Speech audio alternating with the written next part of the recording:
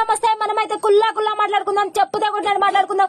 ఇన్ని రోజులు వచ్చేసి అమ్మాయిలకే సేఫ్టీ లేదు, పోరీలకే సేఫ్టీ లేదు, చిన్న పిల్లలకి సేఫ్టీ లేదు అని చెప్పేసి మాట్లాడుకుంటుండే. ఇప్పుడు వచ్చేసి అబ్బాయిలకు కూడా సేఫ్టీ లేదు. ఎందుకంటే అబ్బాయిలకి సిట్టింగ్ రా మామ అంటే వెళ్ళిపోయి సిట్టింగ్ వేసిరంటే మాత్రం పాడైపోయినట్టే. మీ శీలాన్ని తాకాటు పెట్టుకుని మందు తాగినట్టే.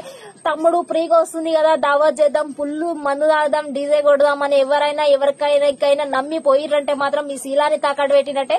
ఎందుకంటే మనం నిన్న మొన్నకెళ్లి 3 రోజులకెళ్లి వైరల్ అయ్యే వీడియో తెలుసు కదా.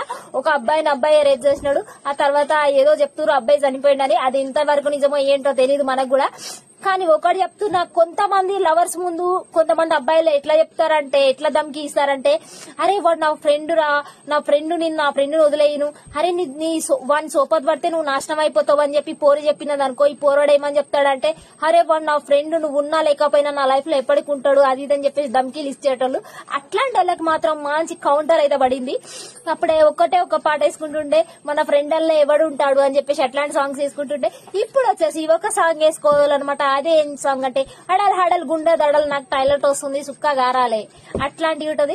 తమ్మి ఒకటి గుర్తు పెట్టుకోండి, ఎవడైనా ఫ్రీగా ఫినాయిల్ ఇస్తుండు, ఫ్రీగా దావత్ ఇస్తుండు అంటే మాత్రం మీ శీలాన్ని మన దగ్గర తాకాడు పెట్టి దావత్ చేసుకున్నట్టే. ఇట్లాంటి పనులు ఎట్టి పరిస్థితుల్లో చేయొద్దు. మందేయద్దు, సిందేయద్దు. మీరు కావాలంటే సింగిల్ గా తాగండి, ఎంజాయ్ చేయండి.